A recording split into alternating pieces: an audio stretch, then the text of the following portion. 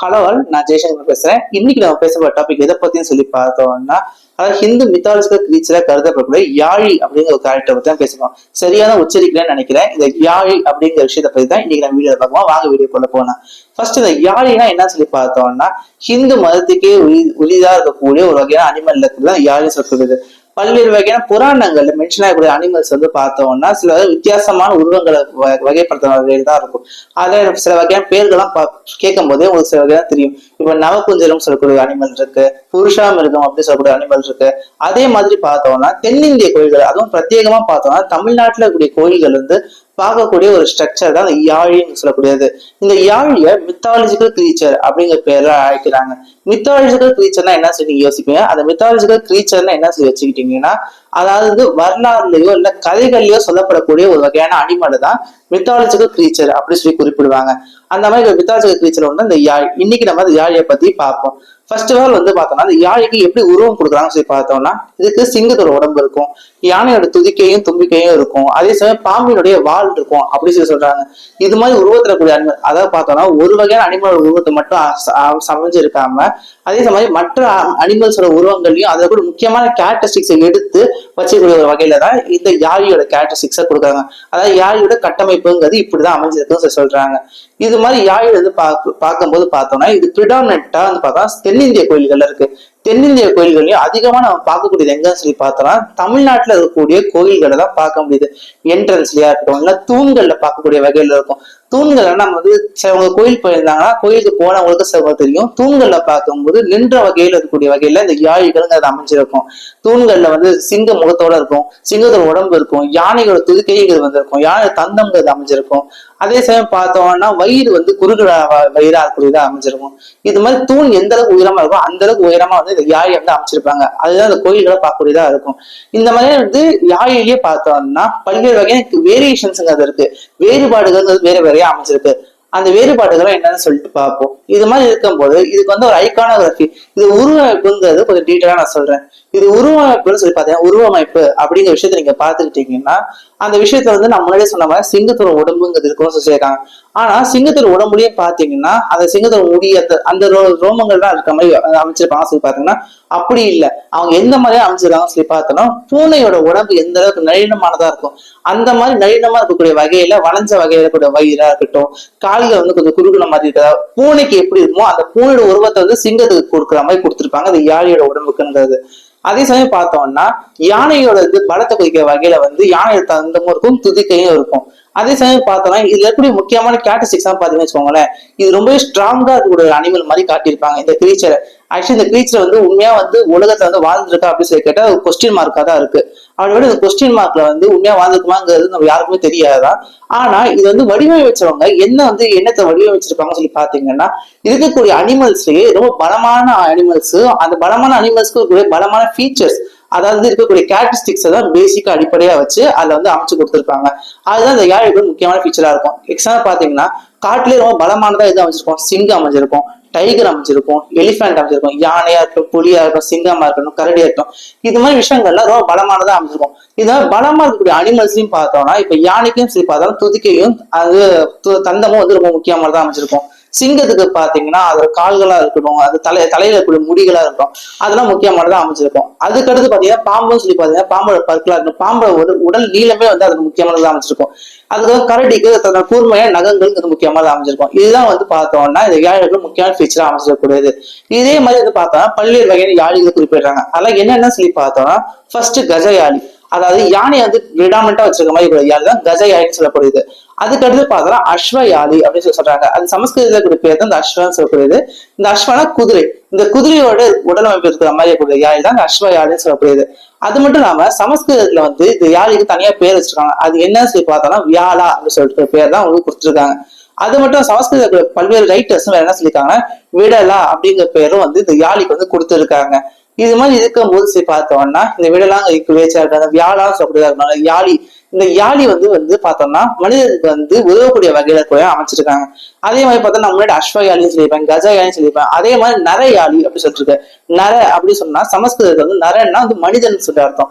மனிதனோட உடலமைப்பு கொண்ட மாதிரி கூட யாழி தான் வந்து நர அப்படின்னு சொல்லக்கூடியதா இருக்கும். அதுக்கு அடுத்து பார்த்தோம்னா ஸ்வாகா அப்படின்னு சொல்லக்கூடியதா இருக்கும், ஸ்வானா அப்படின்னு சொல்லக்கூடியதா இருக்கும். அது என்ன சொல்லி பார்த்தா நாயோட உடலமைப்பு கொண்ட மாதிரி இருக்கக்கூடிய வகையில யாழியை தான் ஸ்வான யாழி அப்படின்னு சொல்லி சொல்றாங்க. ஆக்சுவலி வந்து யாழி மட்டும் சொல்லுவாங்க, வியாழா சொல்லுவாங்க. அந்த வியாழாங்க வார்த்தையும் நீங்க வந்து மிக்ஸ் பண்ணி எடுத்துக்கலாம், அதான் இன்டர்மீடியா வந்து யூஸ் பண்ணிக்கலாம். இது மாதிரி வந்து யாழிக்கு வந்து ஐகானோகிராஃபி கொடுக்கப்படுது. அதுக்கு அடுத்து எதுக்காக யாழிக்கு வந்து சிம்பாலிசம், அதாவது எது வந்து எதோட அசோசியேட் பண்றாங்க, எதோட ஒப்பிட்டு வந்து இது மாதிரி உருவத்தை கொடுக்கலாம்னு சொல்றது நம்ம முக்கியமா பார்க்க வேண்டியதா இருக்கு.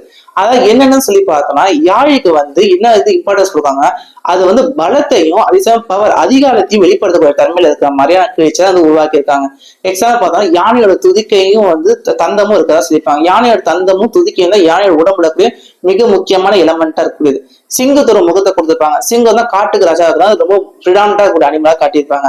அதுக்கு அடுத்து என்ன சொல்றாங்க, இத பாம்போட வால் இருக்க மாதிரி காட்டியிருப்பாங்க. வால் கூட வந்து உபயோகப்படாத பகுதி, அதாவது நாய்க்காக தான் சரி, அனிமல்ஸ்க்காக தான் சரி இருக்கும். ஆனா அந்த வால்ல கூட சர்ப்பம் வந்து கொடுக்குறாங்கன்னா, அந்த பாம்புங்கிற விஷயத்த கொடுக்குறாங்கன்னா அந்த வால்ல கூட அதுக்கு வந்து தனியா வந்து ஸ்ட்ரென்த் பலத்தை வந்து கொடுக்குறாங்க. இது மாதிரி ரெப்ரசன்டேஷன் வந்து எதுக்காக ரெப்ரசன்டேஷன் கொடுக்குறாங்கன்னு சொல்லி பார்த்தோம்னா, அதாவது கடவுளை நோக்கி செல்லக்கூடிய மனிதர்களை பாதுகாக்கக்கூடிய வகையில இருக்கிற மாதிரியும், அதே சமயம் தீய சக்திகளா இருக்கிற, அதாவது மதத்தின் அடிப்படையில் நம்பிக்கையில இருக்க சார்ந்தது இது. இந்த மாதிரி தீய சக்திகளா இருக்கிற மனிதர்கள் வந்து ஏமாற்றி வந்து அவங்களோட வழியில கூட்டு செல்லும் போது அவங்க கிட்ட வந்து தீய சக்தி கிட்ட இருந்து மனிதர்கள் வந்து காப்பாற்றி கடவுள்கிட்ட கொண்டு போய் சேர்க்கறதுக்காக இந்த யாழி மாதிரியான உருவமைப்பு கொண்ட விலங்குகளை பயன்படுத்துறதா சொல்றாங்க. அது மட்டும் இல்லாம கடவுளை நோக்கி பயணிச்சு போகக்கூடிய மனிதர்கள் வந்து எந்த ஒரு வகையிலும் அவங்க ஸ்பிரிச்சுவலா கனெக்டடா இருக்கிறதுக்கு இது மாதிரி அது புராணங்களை சொல்லக்கூடிய கதைகள்ல இது மாதிரி வந்து உருவாக்கப்பட்ட அனிமல்ஸுங்கிறது குறிப்பிடப்படக்கூடியதா இருக்கு. சில சமயம் பாத்தீங்கன்னா இந்த யாழிய வந்து மகர அப்படி சொல்லக்கூடிய, அதாவது மகரா சொல்லுவாங்க இல்ல மகரன்னு சொல்லுவாங்க, இது மாதிரி ஒரு அனிமலோட அசோசியேட் பண்ணுவாங்க. அது என்ன அனிமல் சொல்லி பார்த்தோம்னா, அந்த நதியாவுடைய கங்கை நதி இருக்குல்ல, அந்த கங்கை நதிக்கு ஒரு பெண் உருவம் கொடுக்கும் போது அதுக்கு ஒரு வாகனம் கொடுப்பாங்க. அந்த வாகனம் என்னன்னு சொல்லி பார்த்தோம்னா அதுதான் அந்த மகர அப்படின்னு சொல்லக்கூடியது. இந்த மகர ராசியில குறிப்பா கூட சிம்பிள்னு சொல்லப்படுது. இந்த மகராங்கிறது அனிமல் வந்து எப்படிப்பட்டதா இருக்கும்னா, மீனோட உடம்பையும் யானையோட முகத்தையும் அமைஞ்ச மாதிரி இருக்கும். நீங்களே வச்சுக்கோங்க, யானையோட முகம் மீனோட உடலும் இது மாதிரி இருக்கக்கூடிய வகையில தான் மகரம் சொல்லியிருப்போம். இந்த மகரத்துக்கு வந்து பின்னாடி இருக்க மாதிரி அந்த யாழியை அமைச்சிருப்பாங்க. இதுதான் இந்த யாழியோட முக்கியமான பகுதியா இருக்கு. அடுத்து யாழியை பத்தியான சங்கம் லிட்டரேச்சர் குறிப்புகள்லாம் என்ன சொல்லிட்டு நான் சொல்றேன். தமிழ் இலக்கியங்களை பார்த்தோம்னா நற்றிணையில யாழிய பத்தியான குறிப்புகள்ங்கிறது கொடுக்கப்படுது. இளநாகனார் அப்படிங்கிறது யாழிய பத்தியான குறிப்பு தராரு. அது மட்டும் இல்லாம இது என்ன சொல்றான்னு சொல்லி பார்த்தோம்னா, இது ரொம்ப பலம் வாய்ந்த மிருகமாகவும் அதே சமயம் பார்த்தோம்னா இது புலியை வந்து கொல்லக்கூடிய வகையில மிருகமாவும் அமைச்சிருக்கோம் சொல்றாங்க. அதாவது புலிங்கிறதே ரொம்ப சக்தி வாய்ந்த அனிமலா தான் கருதப்படுது, ஒரு விலங்கா கருதப்படுது. அப்படிப்பட்ட கொடூரமான ஒரு குணம் கொண்ட புலியவே இந்த யாழிங்கிறத அடிச்சு வீழ்த்தக்கூடிய வகையில வந்து அமையதான் சொல்றாங்க.